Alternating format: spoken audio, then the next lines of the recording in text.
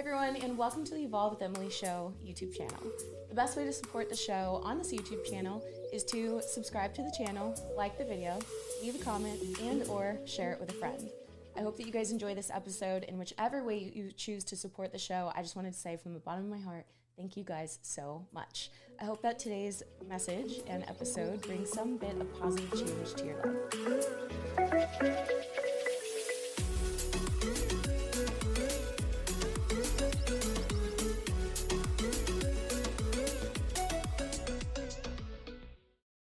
Hello, everyone, and welcome to the Evolve with Emily show. I'm your host, Emily Hayden, and today I'm interviewing one of my favorite people, a very long-term friend of mine. He is the owner of Fuel Cakes, which is a protein-packed pancake company, the owner of Game Plan, which helps you optimize your training and your nutrition, the owner of Villa Lipsett, which will be available for Airbnb options over in Marbella, and then also YouTuber, who I'm sure most of you know by now, best-selling author, athlete, ghost lifestyle athlete, and overall just one of the happiest humans that you will meet. He walks into a room and there will be laughter about 10 seconds after. So he's the person everyone wants to be around. Everybody, please welcome Rob Lipsett to the show. Oh my God, what an intro. Like I am hyped after hearing that. I'm like, can you just like come around with me and just introduce me to people? That is like, sometimes I forget like half the things I do. I'm like, wow, that is actually awesome. Thank you. And you know what's funny? That's not even half of it. And you and I both know that. That's like that little 10%. When I'm like meeting people for the first time, they're like, so what do you do? And I'm like, I don't even know. Yeah, 100%. That answer for me, it changes based on who I'm talking to and how much I feel like telling them. Sometimes I'm just like, I'm in my mom's basement and smoke weed, you know? Yeah, just to see how they respond. Yeah, exactly. They're always like, oh, dope. Nice, pretty cool. Yeah, that's awesome. Well, okay, Rob, I actually want to dive right in. Like I mentioned in the intro, you're one of the most positive people that I know. Like, you always have a smile on your face. You can't go to your Instagram without smiling or being excited or, just having that kind of energy. You're the person that changes the room that they walk into, right? I even remember being at an Alphalete shoot not too long ago, literally at like midnight at Alpha Land. I'm barely awake. We're all so tired. And all of a sudden it's like a party as soon as you walk in. Like, you would think it's a Friday night and we're turning up. No, like, we were exhausted, and yet you're having all of us cracking up laughing. So where does this positive energy come from? Like, is this just naturally like how you've been your whole life? I had a couple 3Ds in me at that stage. I will admit, of course. I think about 3Ds. People are going to make fun of the Irish accent. Yeah. Be like, does this man know how to pronounce his THs? But I used to actually be quite, I don't want to say unhappy, but my default was negativity. Okay. Really? And it came from in school. I was the worst in the year. Okay. Academically, as bad as it gets, bottom of the year. I believe that. And so I was always kind of used to being told like, no, which is hilarious when I look, it's like, of course you were. Of course you were the class clown. Yeah. And so I was like fed this narrative that I was like, oh, bad. I was going to be a failure. And I would always be kind of self-deprecating, not in a cool way though, not in a fun way. And one day, this is fast forward a few years after I left school. This is before, I dropped out of college and all that fitness, everything that happened. I was like, I am going to switch my mindset up.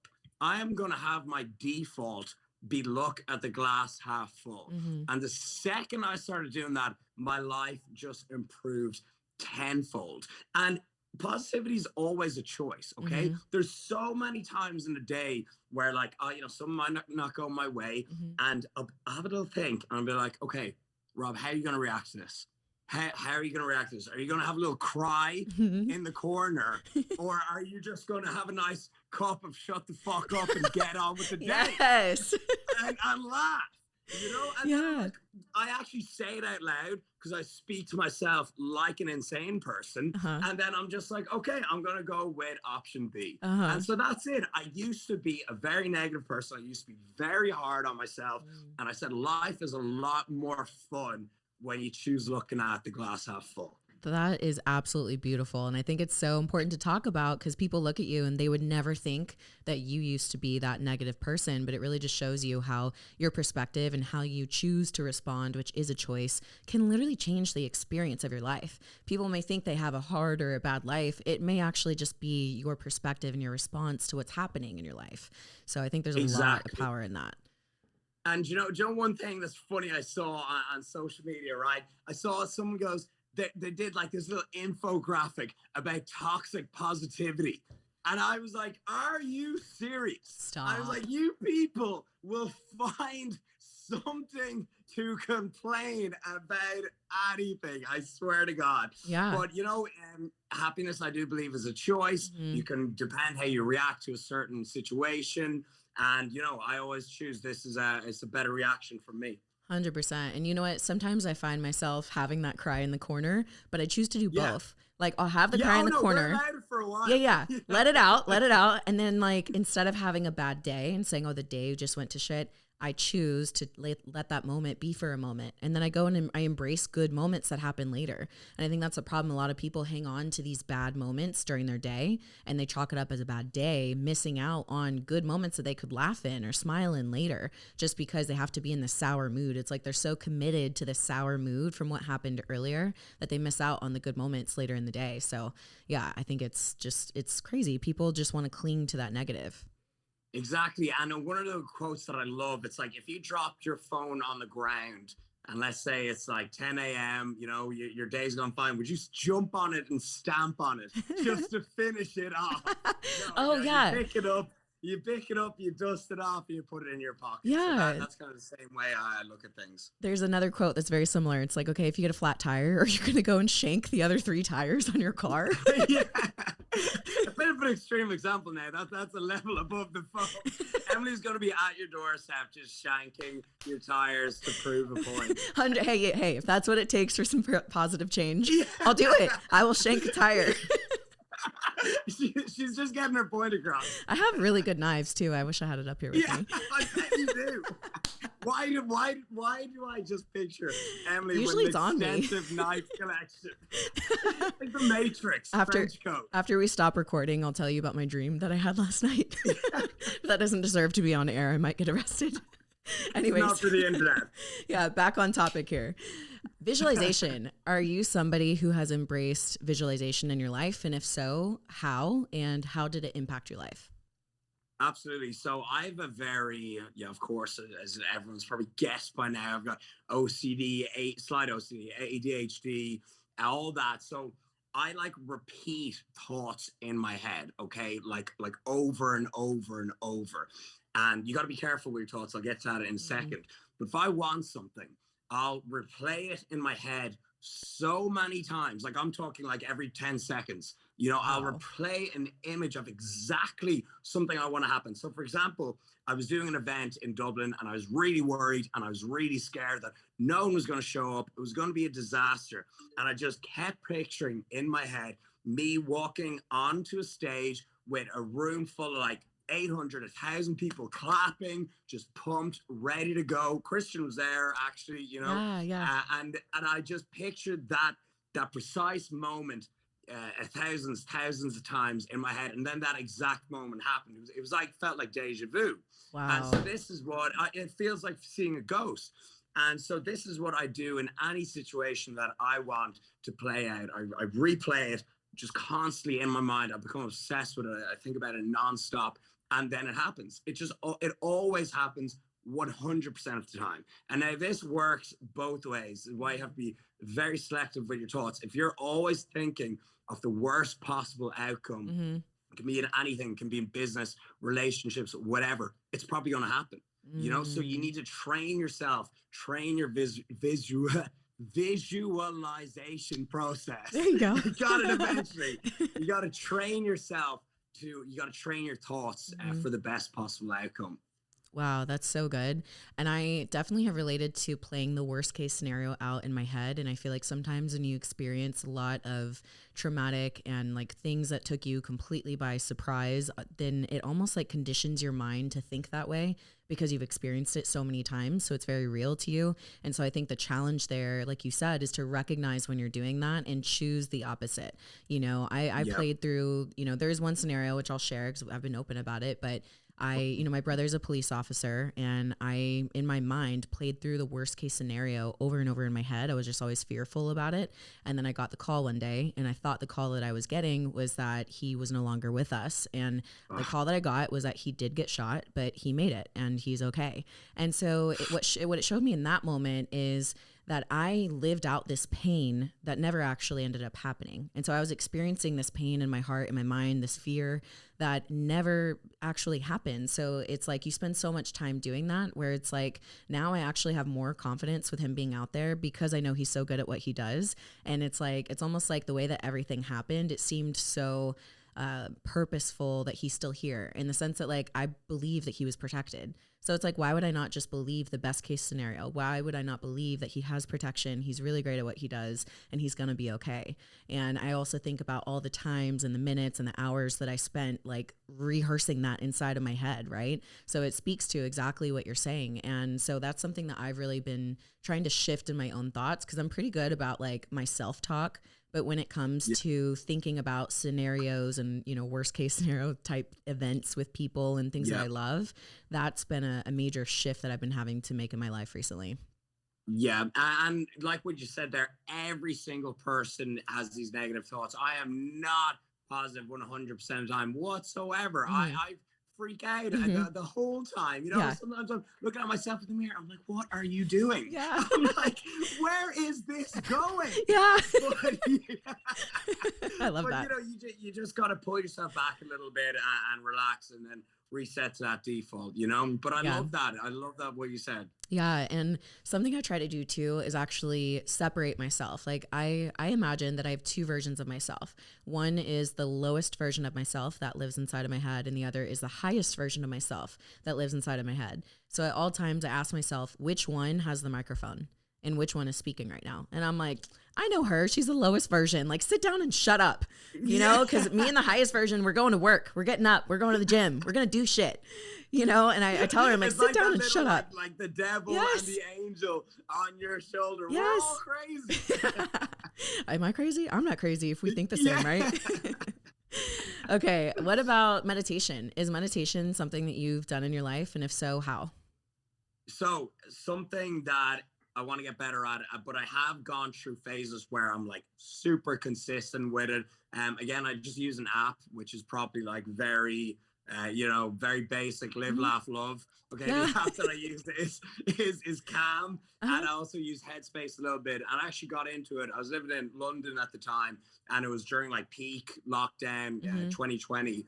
And I would do about 9 minutes a day. I remember setting it to, and then I got up to like 12 and 15.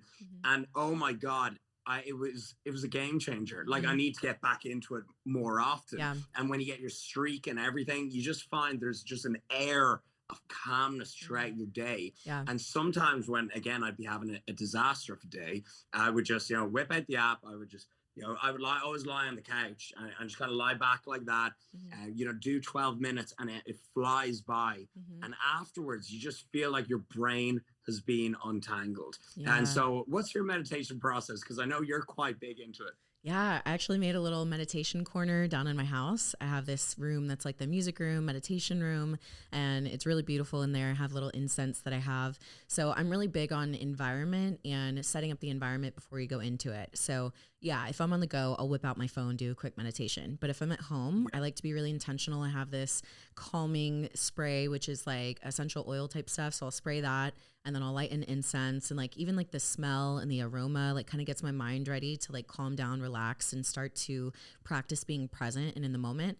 And then I actually really like a guided meditation on YouTube, and it's just a channel called Great Meditation, and it's this woman's voice, and her voice alone sounds like a hug. Oh, like the voice voice is so important. It's so important. So important. Yeah, like you have to have a Like, voice I that you remember vibe I was with. like going through like the different ones on the Uh-huh. app, and I was like, "Hey, where's my guy?" Yeah, where's my guy? Where'd you go? Yeah, I was like, "Hey, who the hell is this?" Yeah, 100%. You have to find the right voice. And when you do, I feel like it just sets you into that tone. So for me, I do guided meditation as well, or I'll listen to, are you big into like, you know how music has like different frequencies and such, like a healing frequency, a loving frequency?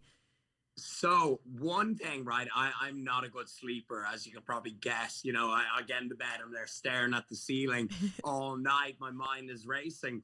And so I was like down the YouTube rabbit hole one evening, and I found like it was like click this to find like is this sleeping frequency. Yeah, And it actually worked. right? I was like, I literally put it on for like 3 minutes, and I wake up and it's like the next day. Yeah. And I'm like, whoa, what just happened?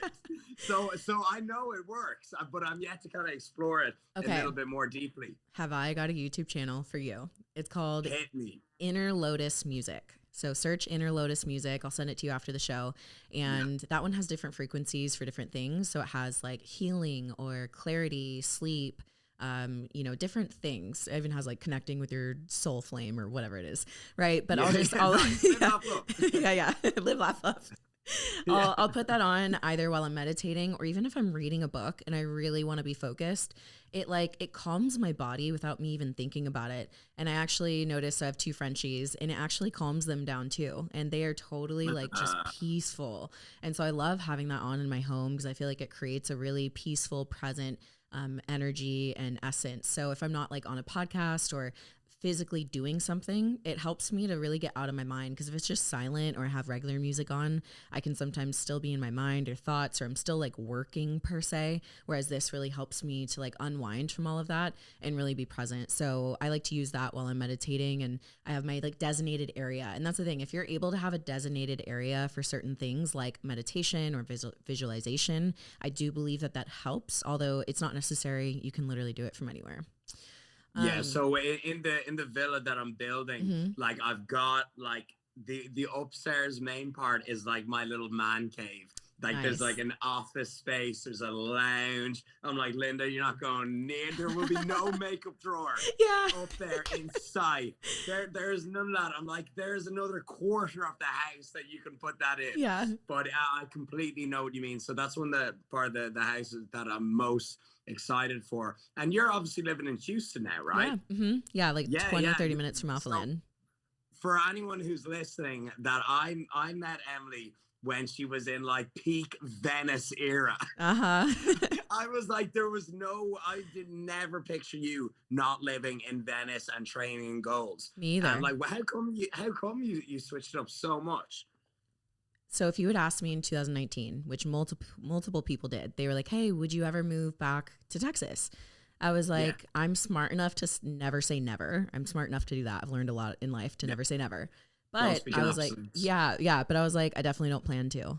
And then 2020 happened and it changed a lot about California, a lot about LA. The environment changed, the atmosphere changed, and everything that I loved about it was pretty much taken away. The ocean and the nature, which was the only thing holding me there at that point, just wasn't enough for me to stay. So I came to Texas to live in freedom. Yeehaw. Yes. So many people, obviously, that I follow online do the same thing. And Venice, LA, I used to actually have like a dream to live there. And I actually got an O1 visa, like to be an American citizen. Wow. Okay, I can still resume it if I want. You know, you basically just have to put a folder together of your accomplishments and achievements. You have to have like 10 magazine articles and 3 awards and be recognized in your industry, sponsored in your industry. So, you know, had all that. And I was going to go live in California. Yeah. And then just everything happened. Like this was like end 2019. Yeah. And like literally travel was banned. And so I still thought about it for a while. I was like, maybe when travel resumes, I'll go do it. And then just the whole landscape of America just changed so much. And I saw everyone leaving California. And I'm like, no one even like holidays there anymore, like compared to the amount they used to. Yeah. But then again, of course, we were in Texas like 2 months ago, and everything business as usual. Oh, absolutely. Yeah, we're still doing our thing. And that's what I love Yeah. about Texas is the freedom and ability to do and live and breathe how you please, quite literally at this point.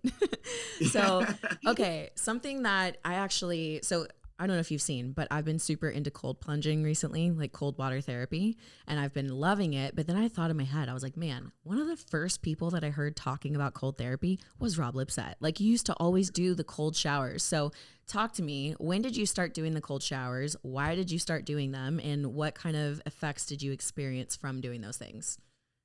So I was doing the cold showers Before it before was they were cool. cool, and I was doing them out of Can confirm. necessity, okay? Because the heat in Stop. my apartment was broke. Stop.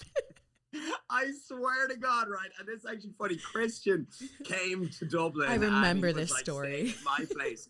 This is it. And he was like, Rob, there's no hot water. And I was like, oh yeah, I don't fuck with hot water. I don't do it anymore. And he was like, I don't what do you it mean? anymore. What do you mean you don't do hot water anymore? I was like, well, it just broke like a month ago, and I found I was better off without it. That's such a man thing to do. So he was like, so wait, you can't just turn the tap on? I was like, no, get in there. Yeah. I was like, there's no better way to wake yourself up for the day. And so that's basically what happened. I was paying my heating bill, by the way. That was not the problem. He's It's like, just do you need I know, help? a pipe. Yeah, exactly. Like a pipe broke or whatever. And so I started just taking cold showers. And I was like, oh, this is awesome. Like, I'm like, this just wakes you up. Mm-hmm. There's no way to be tired after this. Okay. So there is a lot of like bro science around it. And Yeah. like some people say, like it burns brown fat and Right. it leads to fat, it boosts your metabolism. And there's a whole lot of wish-wash, but there is a lot of benefits as well. But the main one being it toughens you up mentally and it wakes you the hell up. You don't even need research to know that. Right. It's like, like go hop in a cold shower right now and tell me how you feel afterwards. Yeah. So I was doing it before it was cool. Yeah. But it was out of a place of necessity, not just doing it because Wim Hof was doing it. But I think it's awesome that it's gotten so popular nowadays, and that everyone is literally getting out of their comfort zone and taking that cold plunge. And that's something that I want to as well put in the villa, just cool. like a nice little cold plunge tank. Do you have one in your place? I have one here. Yeah. So I have a little garage gym set up. I have the cold plunge. The sauna gets here in a few weeks. So I'll have the infrared sauna so I can do the heat and the cold therapy. And it's been incredible for me. And I think the number one thing is, like you mentioned, like just putting yourself in that uncomfortable situation on a daily basis, right? Because especially us, we talk all the time about like, hey guys, get out of your comfort zone, challenge yourself, put yourself in an uncomfortable situation. But when you really think about it, and for all of the listeners listening, how often do you actually do that in your life? Most of the time you're in your routine, you're getting your workout in, you're, doing the same things that you've always done. We love routine. Yeah. It's like we say get out of your comfort zone, but we're like the most routine people ever. Yes. And that's what I realized. I was like, oh my gosh, like I can't be like, get out of your comfort zone and do an event that feels uncomfortable for me every couple of months. Like I need something on a daily basis where I can really challenge myself with this. And here's the thing, like every single day, I'm not excited to do it. Every single day I'm like, ugh, and I get in there and it doesn't feel good. And some days is better than others, but every single time when I get out, I feel amazing. Like, especially just doing the full dunk, I get this like wave of endorphins after, to where no matter what happened throughout the day, I literally am smiling. Like I'm alone smiling. You know what I mean? Yeah. And another one that I love, that it's like, you don't need science behind this. When you're in freezing cold water, all you think about is I'm in freezing cold water.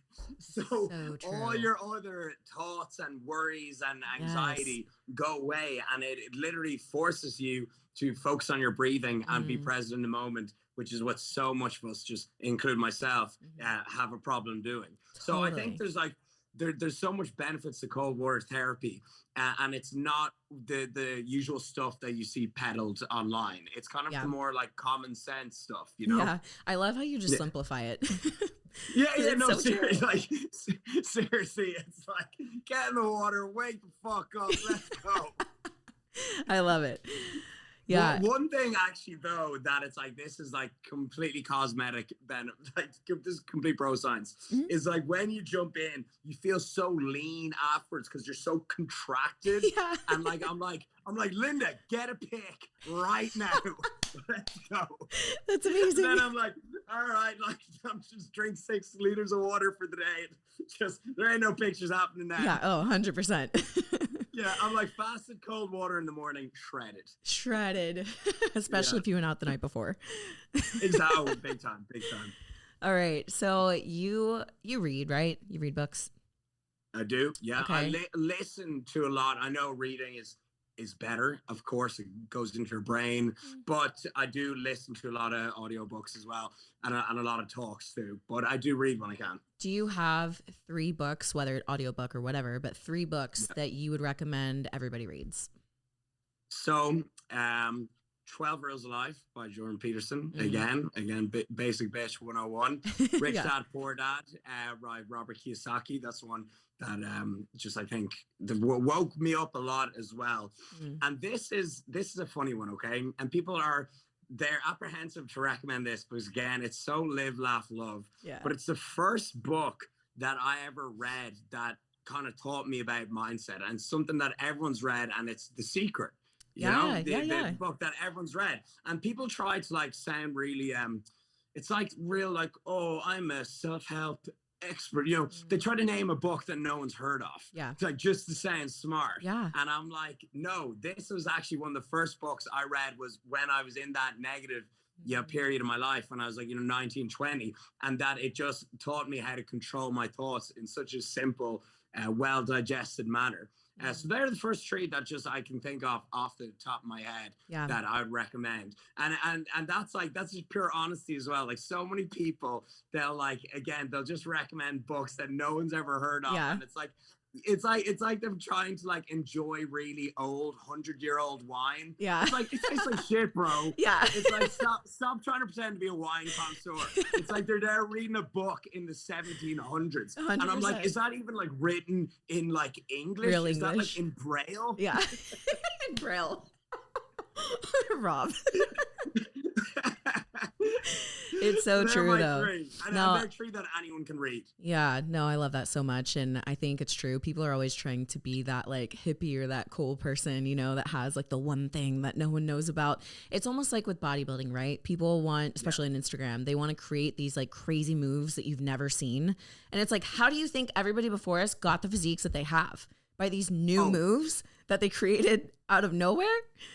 I'm literally doing a video on these combo exercises, right? Okay, people doing a lateral raise squat.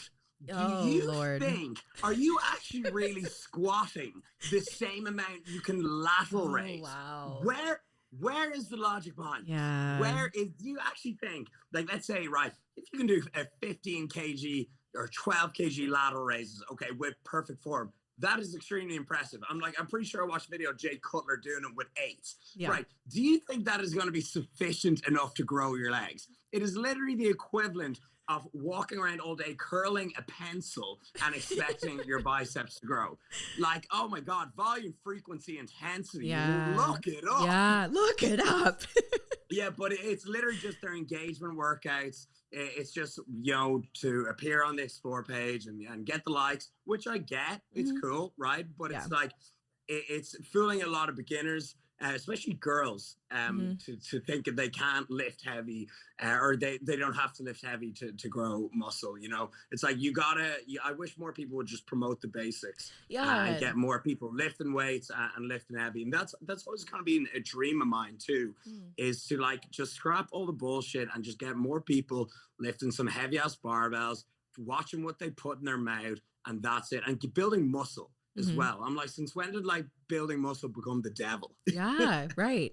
I agree. And I think it's this day and age of like, okay, what's the next cool thing? How can I be the coolest person on Instagram or on TikTok? So they're coming up with all these creative ideas, which like good for you. Like it's creative to be jumping while you're, on a stability ball and then throwing it and doing all this crazy stuff. But it's like, don't be swayed. That's not how they got the physique that they have, so. Exactly. And I think that's why we both probably probably really enjoy YouTube and YouTube vlogs because in like documentary type stuff, because it's like, okay, this is documenting how it actually happened versus like content creation. Like I've never really loved like the creation part of these things. Like I love the documentary, like how are you actually building this physique? And I think that's why I like the vlogs and stuff like that. Me too. I'm the same. Like I love a good like 30-minute. Like I was actually just watching some Seabum vlogs. Just right there, like some 30 minutes, just eating, training. They're just chill to watch. They're real. Yeah. And yeah, that's my favorite type of stuff to watch as well. That's actually the next question I was going to ask you is if you're on YouTube, who are you watching? Who do you enjoy to watch? Whether that's like for enjoyment or for like personal development, expanding your consciousness. What are some YouTube things that you like to watch? Absolutely. So I watch a lot of people in the fitness industry. I love to keep up with everyone. Like again, this is the industry that I love so much and that I've been in for nearly a decade. And it's like, I watch every single video on how to do everything, but it's like I would feel wrong not keeping up with everyone, and I love it. I kind of feel like it's like we're like in a school together, and it's like you're keeping up with how everyone's doing, and I love it. Like I really do love the fitness industry. So like I've met just the best people that I will ever meet in my life. Like were people that I've met through fitness and social media. So it's all the people, Christian, Seabum, my friend Mike, Matt Does Fitness, Joe Delaney, like there's all my friends. And then I do love watching some engineering videos. Engineering. I'm a complete, like these are something I'm hooked. So there's one's called like Wendover Productions, Real World Engineering, that I'm just super interested in. I just go down an engineering aviation rabbit hole. Then that leads me on to stuff about space, technology. Then that side of things, I'm gone. Like I know you go into some black holes on the internet. The UFO scene. Yeah, I was gonna say. I'm looking at the DMT experiences. Yeah, for sure. All that good stuff. Yeah.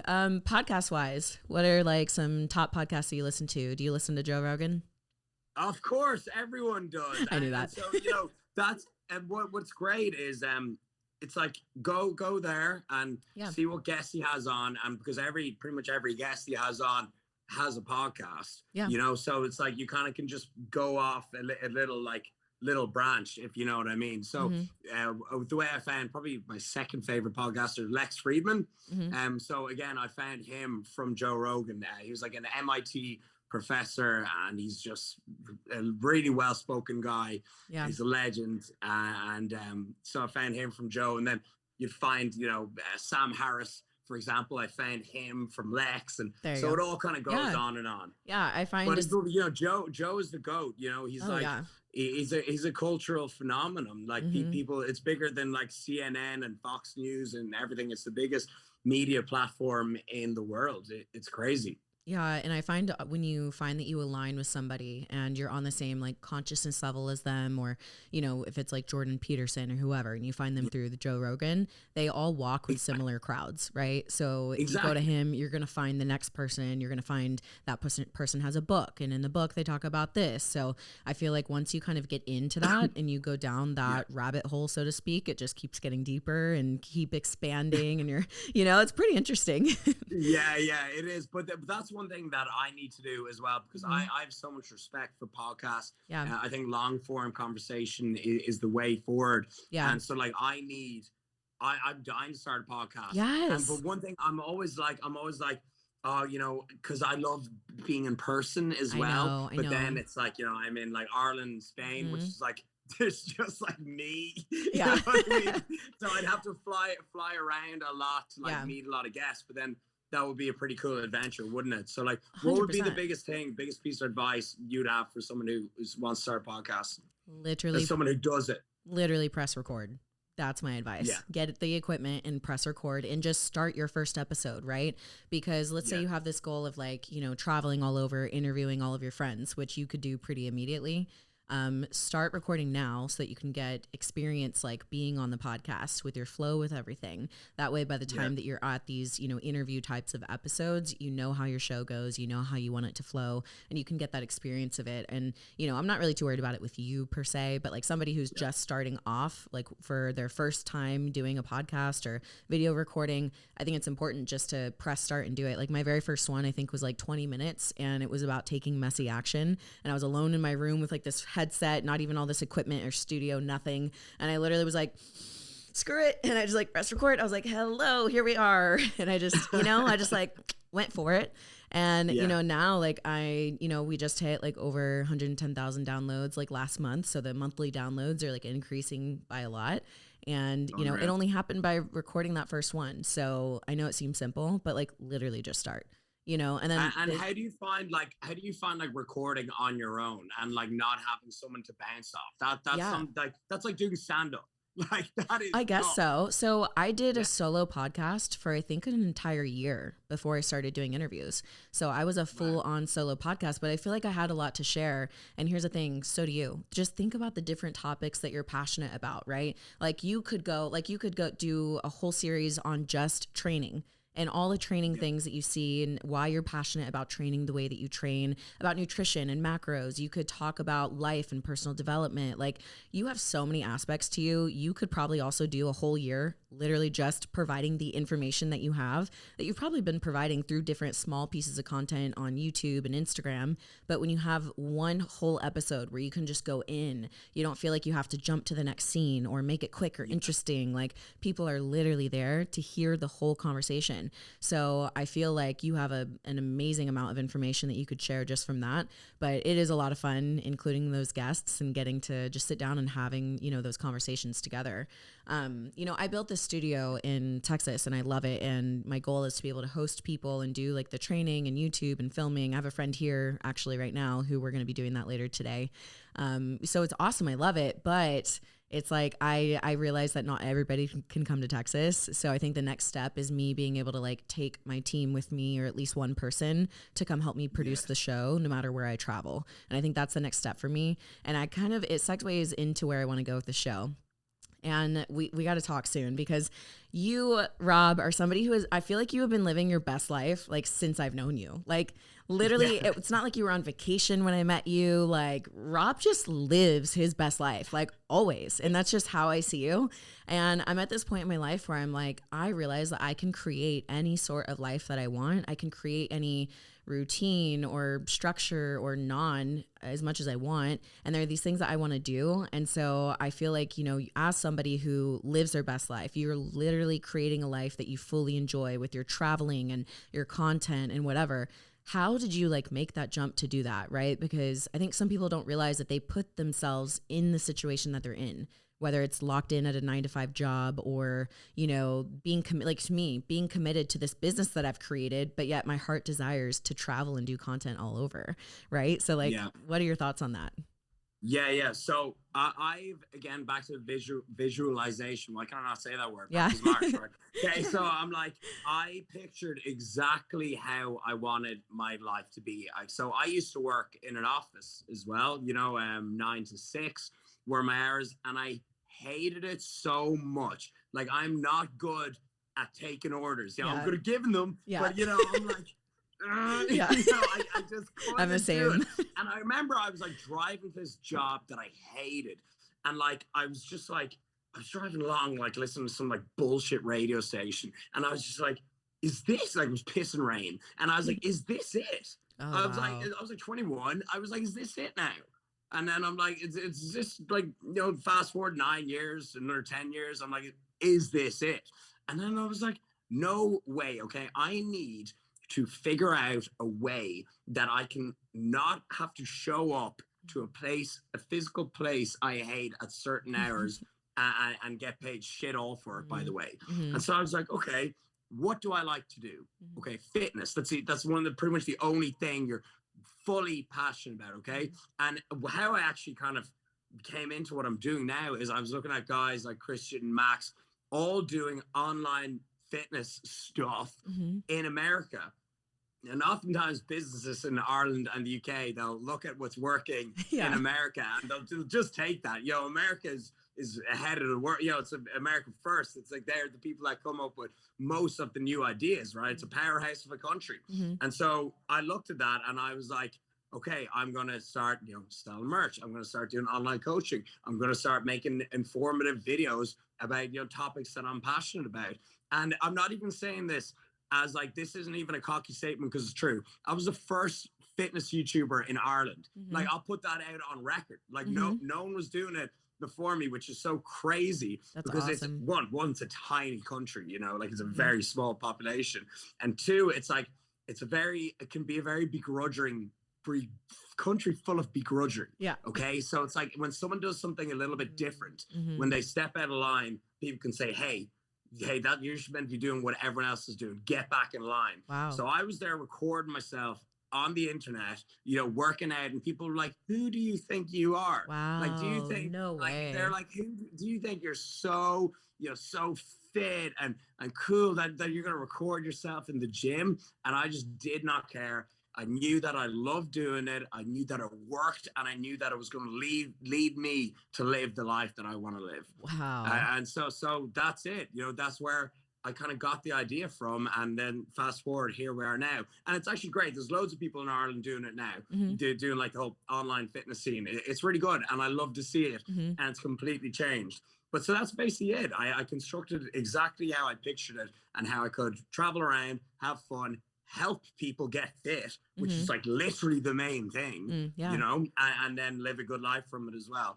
And one thing I will say, so for people that's like, who aren't in the fitness and they maybe want to do something else, you do need to figure out how to, it's like when you're starting your own business, you don't have to like start like a Fortune 500 company. Just figure out how you can do something on your own terms. Do you know what I mean? It's like, and if you can make it have an online proponent as well, that where you can work remotely. Podcast, perfect example, and so somewhere that you're not bound to physically. So that's one way to really guarantee your freedom. And if the last 2 years have taught us anything, it is online business is just the key to freedom. Yeah, 100%. I always, said during that time, I'm like, man, I'm so thankful that I have the ability to continue doing what I did, because I realized, there's this one point where I went home for about a month to live with my family during the heat of everything. Yeah, I saw that. Yeah. In the basement gym. Yeah, like in the dark. It was awesome. I was like, this is actually pretty dope. Yeah, but it's so funny because everyone's like, oh, during quarantine, I'm going to do this and that, setting all these new goals. And I was like, hold on, my workload has not decreased at all. And I was like, one, I'm very thankful for that because a lot of people have. But two, I'm like, I was trying to set all these goals and like, I still have the same amount of work, damn it.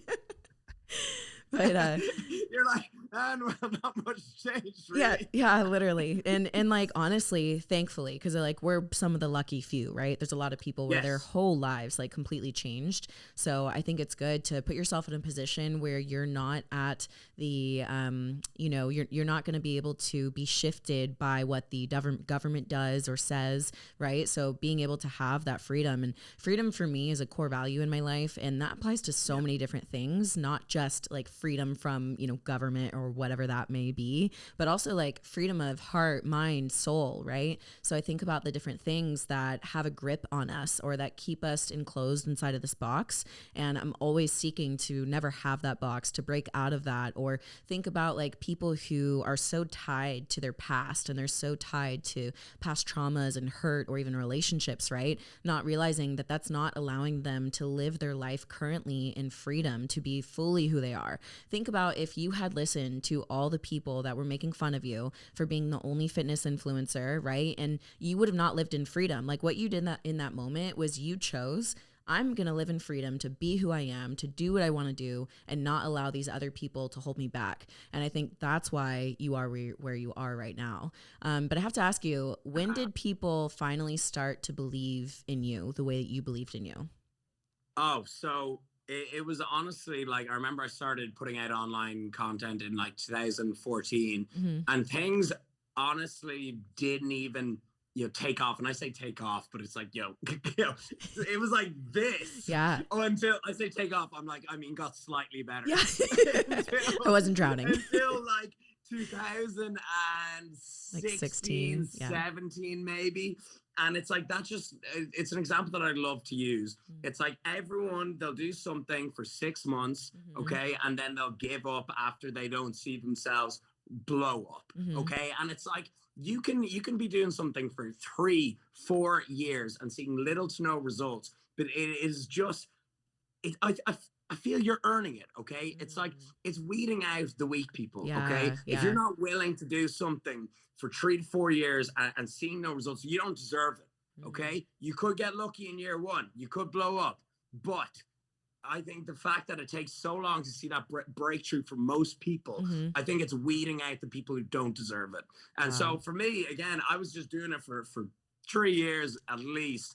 And then it's like, things have obviously gotten even bigger recently. My audience is the biggest it's ever been.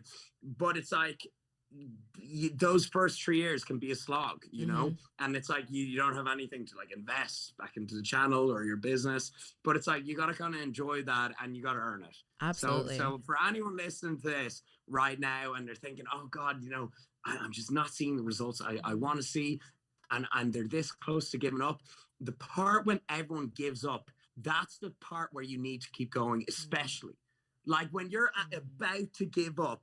Like, that's probably when a breakthrough is at its closest. That's so good.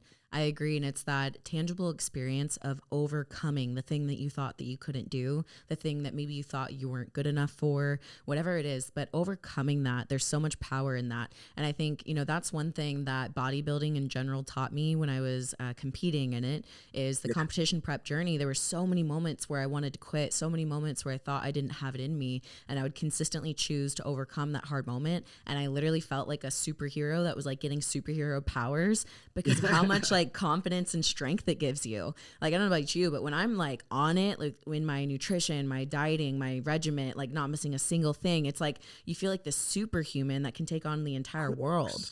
Yeah. And I feel like everybody, if they, not a lot of people, not a lot of them get this tangible experience of what that feels like. Cause I think a lot of people don't challenge themselves enough to want to quit and then to choose not to quit. Right. It's exactly. Couldn't agree more. And I think training and nutrition. So there's actually, I saw it. It was a very interesting study, or was a fact.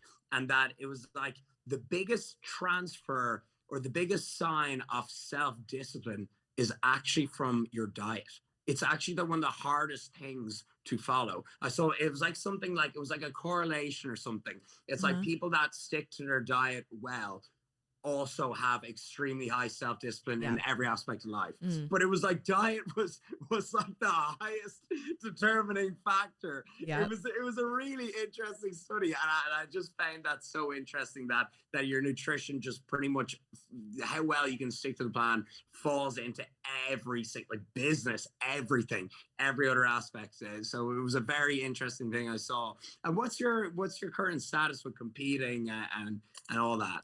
So right now I am on this journey. I don't know if you saw, but I started doing martial arts. I'm doing jiu-jitsu and Muay Thai. Yeah. And you're on the BJJ. Yeah. Right. Yes. And I am literally loving it. It's one of my favorite things. And I'm also on a journey of getting in my best personal shape, which isn't competition shape for me, but it's just my personal best. My goals are to be an overall balanced, like lean, athletic, version of myself. I want to be athletic in the sense of like dynamic and able to whoop some ass on the mats. Let's be real, Yes. and just in every aspect, I want to be lean and feel good. And it's funny that you mentioned the nutrition piece, and I'll share like a little bit of vulnerability. But recently, like I have been beyond like on it in every aspect of life when it comes to training and nutrition, my supplements. I'm on HRT right now because I had to balance out my hormones. I had to do some hormone health recovery type of stuff. And it's like I am not physically reflecting how hard I work.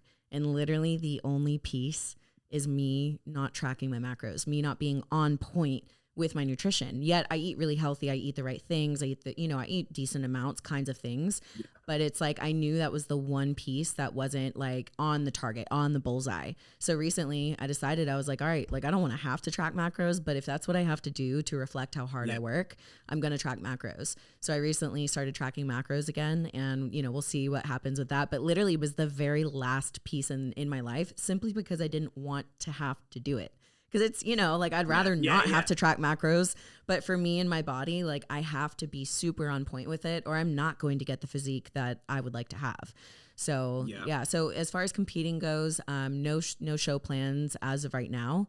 I don't know if that's in my future or not. I really go back and forth with it where like, it was something I went for like almost a decade. And there's definitely a part of me that thinks about it a lot. There's a part of me that really thinks about it. But then there's this other part of me that isn't sure that journey and what it takes to get there aligns with like where I'm at now and where I'm going. So the answer right now is I'm not really sure. Never say never. So we'll just see where life takes me, I guess. Yeah, I was about to say you look a lot consistently leaner than you ever have. Yeah. Like noticeably, like especially around the abdominals and everything. And that's one thing that puts me off competing as well. Is one thing that I'm so proud of is the kind of I've found such a good sweet spot with track. Like I track like every third day, or maybe every second day when I'm getting in super good shape. I really super lean. I really enjoy it. But when I've competed, a few times before, and when I have in the past, the swings, like the fluctuations are just so much more extreme than compared to when you just find that sweet spot. And I think I've found that sweet spot in the past 5 years where I can go out, I can travel, I'll have a few whiskey sours on the weekend, and I just stay very consistently at a body composition that I feel great at. I like how I look, and I don't want to mess that up. Exactly. Because it's like so many people would give anything for that. Yes. Like, so I remember I actually had I know how it feels. Like the second time I competed, I had the really bad eating disorder after. Oh, wow. Like, honestly, it was like, I've done a video on it. If you search it up, it was kind of like I made it fresher at the time. And it was so, it feels like you're under a spell. Like it feels like you're being hypnotized. You just can't control yourself. And that's why my heart goes out to a lot of competitors as well. And like you, I've mixed opinions about it. I still think it's so badass. I know. And like, it's such discipline and it's like a big journey and I love it. But you just got to be careful with doing it. Clearly there's a right way to do it and a wrong way to do it. But it's a tough one. It's a tough act to follow. But I'll never forget, like, it was about, I would say, maybe 11 or 12 weeks. Sorry, it was the first time I competed. So I didn't have a clue what to expect post-show. And for a couple months following it, I was just so confused. And I was like, I was eating stuff that I didn't realize it. And then I try to get back in my diet. And oh my God, it was a disaster. So, right now I'm in a really good place and I'm not sure I want to mess that up. But it's tough. And that is a place that I've gotten to. I remember in like 2017 or 18 when I felt really happy and balanced and I felt pretty lean for myself. And it was after years of competing. And I was like, I just don't want to mess this up. Right. And then I went to another place in my life where I desired it so much that I went back into prep. And I loved it. I had a really great prep, but I didn't realize that I had underlying hormonal issues, which because of those things, I actually had to go to really far extremes as far as cardio and my caloric deficit. And because of that, it just makes it so difficult. Like you're still not eating that much, but yet you're adding on weight. And so I agree. There's a lot of things that come with competing that I'm not sure that I'm willing to sacrifice or do, but then I also think about the fact that like I am, balancing out my hormones with help with HRT. And so could that allow me to do it in a healthy way and to not have those ups and downs? I think it could, but with where I'm at right now, it's just that constant, back and forth in my head. So we'll see. For now, I'm getting that purpose and that drive out of this. I'm calling it my like evolve training camp, where I'm evolving into like the best version of myself, where like I'm hitting double sessions a day. I'm now tracking my macros, but I'm like really on it with my training, my nutrition. And I'm doing it because I didn't want to have to compete in order to feel like the best version of me. I wanted to create a lifestyle where I'm just the best version of me because I was born to be an athlete. I don't have to compete in order to be that athlete that I know that I am. But I was like, okay, how can I create my life for the competitive and athletic drive to come out of me? And I do that by learning this new skill and having so much fun with it. So it's been quite the journey for sure. Okay, before we end, I want to take you back. Do you remember? Okay, so your first YouTube videos ever, you were recording in this home, and remind me, it was like this community home, right? Yes, it was like shared accommodation, I Right. guess is what you would call it. Yeah. Okay. So thinking about just where your life was back then and you recording those first few YouTube videos, obviously you believed in yourself enough to record those videos, but I want you to think about maybe like a really difficult day that you had, that you were in that house, you were trying to do this YouTube thing. Everything just felt like such a struggle. Nothing was really popping off. Maybe you had moments of doubt. Now knowing where your life is at now and like the incredible, beautiful life that you have now, what would you go back and say to that version of Rob? Wow, that's a heavy hitting question. I would say it's going to pay off. Wow. That's what I would say. Yeah, that's what I would definitely say. And so the backstory of that for anyone listening was so my family went like bankrupt, went completely under. My whole family split up. My sisters, my father, my mother, they all left. And then to make things go on, that was my family house. And we had to like put a sink in every room and turn it into a hostel pretty much. And so it was horrible to see. And like it was cheap. So there'd be a lot of drug addicts and bad people in the house. And it was like, what the fuck is going on? This is my family house. Yeah. And I'm like, who are these people? Where's my family? I'm like 18 at the time. And I'm like, what the hell's going on? And then I'm like failing college. I don't have a job. I don't have any connections to get a job, or I don't know anyone who will give me a job. I've got no money.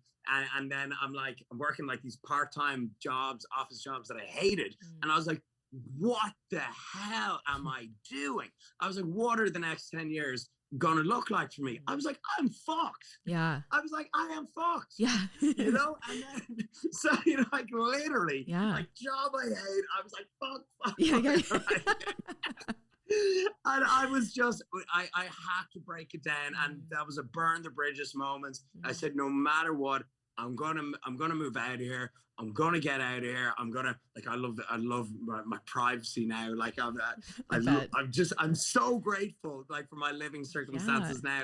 And if you told me that I was gonna have this like building my dream villa in the nicest part of Europe, I would just be speechless. Like I would be speechless. So that is what I'd say. And for anyone who's like at that point where you just can't see things getting better, and you're just like, you don't know where you're going, you feel lost, confused, and unorganized, you just sit yourself down and come up with a plan. That's actually why my training program company is called Game Plan. First of all, I couldn't believe I got that username. Sick username. That's awesome. But I was like, you got to just think of a game plan. Wow. And like, I love that. And it's like, that's why I literally journal constantly. And once you break things down, you figure out, okay, this is going to get me A to B, and then I'm going to figure out how to get the B to C to D, and then you'd be shocked at the advancements that you can make in your life. I just got chills hearing that. That's incredible. Boom! It's incredible. That's something that you got that out, because that's something I don't like talking about. You know, it's like I usually don't like bringing like family into things and all, but that's true. You know, that was the exact situation, and that is awesome, man. And it taught me a lot as well. And it's like, this isn't a woe is me. There's like a billion people in way worse situations than that. But just saying, if you're in a situation that you're not liking and you're not happy, you can change it. Absolutely. You know, and I love that you share that part. I think our vulnerability actually creates the deepest connection. And I think there's a lot of people that have been really inspired by this whole podcast, but that moment right there is going to change something for them. That moment is going to get them to put pen to paper and create their own game plan. It's literally going to give them this like self-confidence of like, hold on, like if he went from that to where he's at now, I got this. I can figure this out. Let me create the game plan and just figure out the next step for my life. And, you know, I was in in very similar situation as you in the sense of like, you know, away from my whole family got split up. You know, I spent nights sleeping in my car, and I had that same moment of like, I will not stop until I live a completely different life. Right. And so I had that same, you know, kind of thing happen. And when I think about that version of myself, and I think about, you know, the versions who are the people, the listeners that are listening right now who are in my scenario too, I just like, same thing. I want to tell them like, hey, it works. It literally works for you to show up, put in all the hard work, and simply do the next right thing. It's going to pay off. Like years later, you're going to look back and be like, thank God I didn't succumb to my environment. Thank God I didn't succumb to my hardships in life, because truthfully, it's about not quitting and just putting one foot in front of the other. Just left foot, right foot it. And eventually you're going to look back and be like, wow, like that, what a journey, man. And once you realize that, like you said, that everybody has their own stuff that they go through. Nothing is essentially special. It's just your journey, and you got to walk through the journey. The way is through. So you don't stop, don't sit down, and don't get comfortable where you're at. Your journey and your story only stops if you stop. So don't stop. Like just go, just keep going, get a game plan and go. All right. Exactly. And looking back on it, last thing, looking back on it, I'm like, yeah, that was obviously, you know, it was a confusing time for me, but it was very exciting. You know, it was very exciting. It's a way to look at it. You know, like, I'm like, now, you know, I usually know how my day is going to go. But back then I was like, what the hell is going to happen today? I love it. Maybe that's why you're able. That's one way to look at it. It was exciting. Yeah. No, I love it. And maybe that's why you're able to have such a spontaneous attitude in life, you know? That's it. It came from that. There you go. Okay, so before we end, do you have anything going on in the terms of launches, events, products, training programs that you want to let people know about?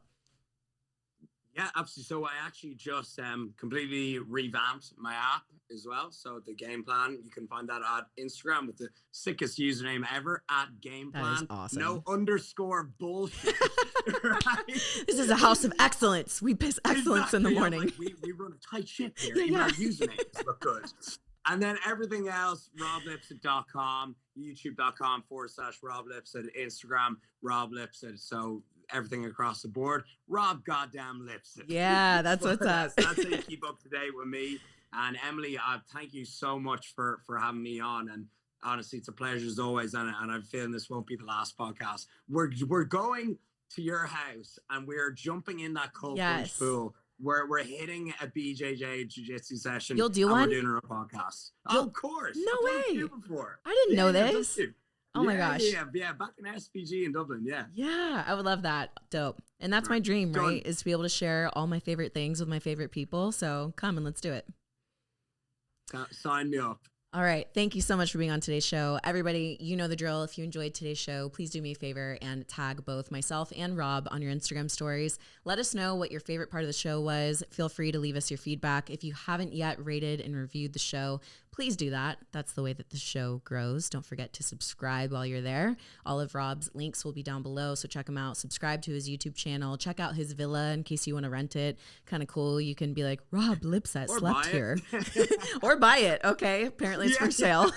I'm a property developer now. Okay, there we go. And property developer. All right, guys. Thank you guys for joining, and I'll see you in the next episode of Evolve with Emily. Later. Peace out. Thank you.